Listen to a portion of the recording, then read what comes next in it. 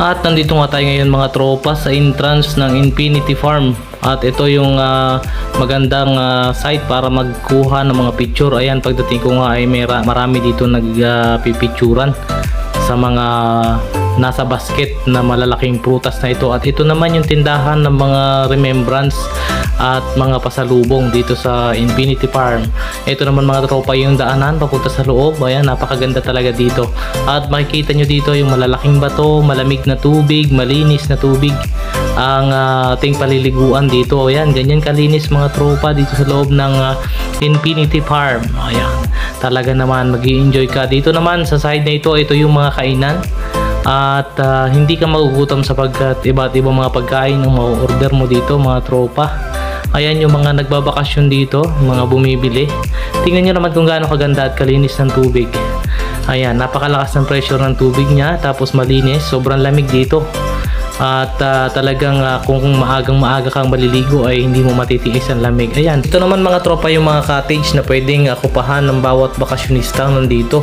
At tingnan nyo naman mga tropa dito sa loob. Ayan, napakagandang mamasyal dito. Ito ay nasa gitna ng dalawang bundok at ito ay sapa o ilog. Ayan, tingnan nyo naman ang kalawakan ng Baco. Ito nga palang Infinity Farm mga tropa ay nasa Baco Oriental, Mindoro.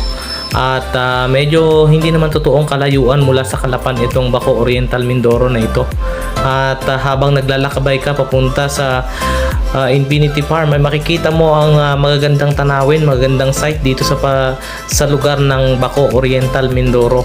At mula sa camera sa kalawakan mga tropa ay makikita ninyo ang kabuuan ng Infinity Farm sa itaas. Eto, makikita nyo talaga yung kuha ng camera na malinaw at talagang ma-enjoy ninyo yung bakasyon ninyo dito sa Infinity Farm, dahil pag pumasok po kayo rito sa loob ng Infinity Farm ay napakarami po ng malalaking puno rito, malamig ang hangin at talaga namang i-enjoy ninyo kung gaano kaganda yung Infinity Farm na sinasabi ko.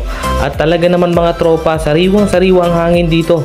At kapag kayo ay napapunta dito sa Infinity Farm ay talagang hindi nyo naiisipin yung gastos dahil sa ganda po ng tanawin.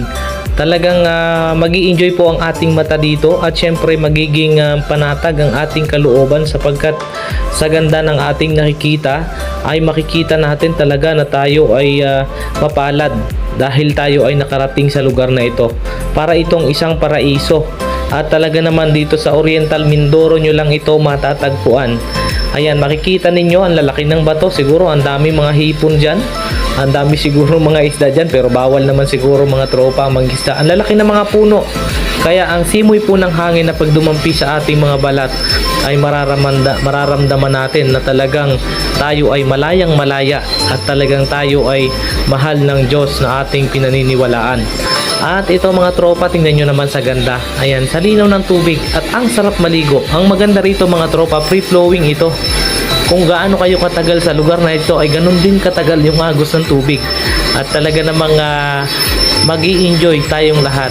At mga katropa, kung kayo man po ay gusto magbakasyon dito na sa Oriental Mindoro kayo pumunta.